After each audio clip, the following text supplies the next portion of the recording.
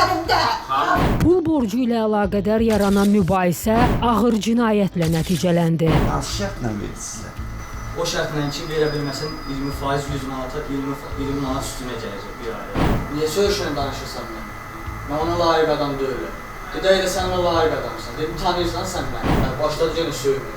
Nə söydü, nə söydü? Məcburam onların hamısını deməyə. Salın bir məğzına attım, boğazına deyim. Aa, kişi kimi ifadə ver ha, özünü müdafiə üçün danışma ha. Tamam.